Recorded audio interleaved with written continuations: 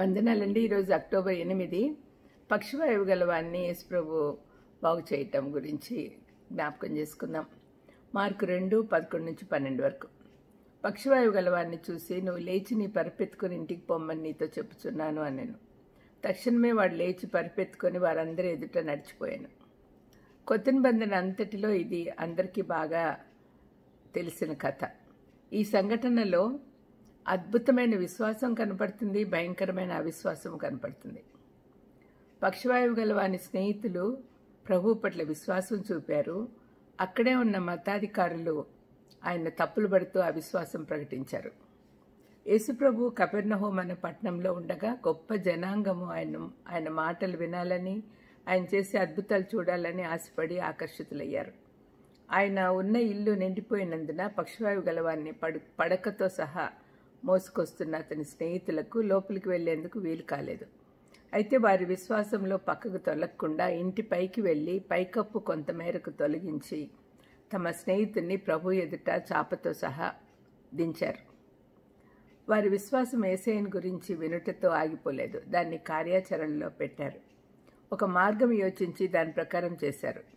వారి విశ్వాసం ఆచరణలో పెట్టినప్పుడు వచ్చిన శ్రమలను, ఆటంకాలను అధిగమించి వారి స్నేహితుడిని యేసయ్య వద్దకు చేర్చారు. వారి విశ్వాసాన్ని ప్రభు చూసి గుర్తించాడు.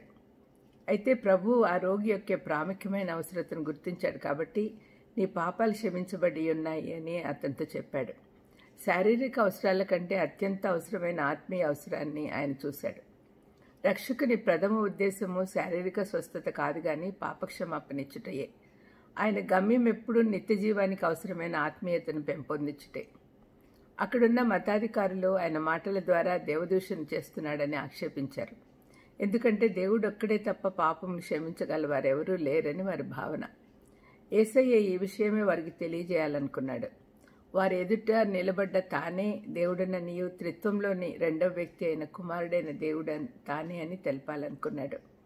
దేవుడు ఒక్కడే పాపాలను క్షమించగలడు, ఆయనకు మాత్రమే యోగ్యత ఉంది అనే సంగతి వారు సరిగానే చెప్పారు, కానీ ఆ పని చేసిన యేసు దేవుడని గుర్తించలేకపోయారు.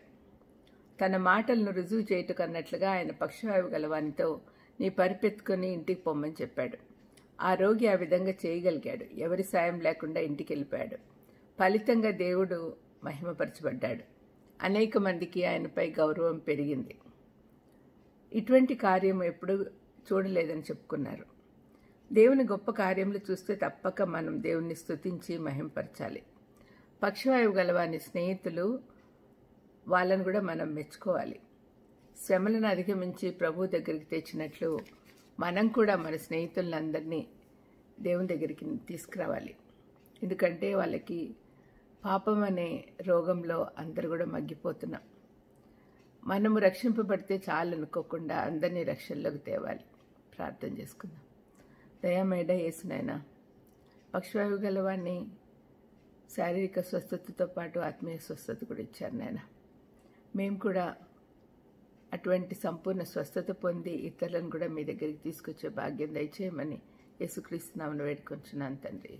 ఆమేన్. God bless you.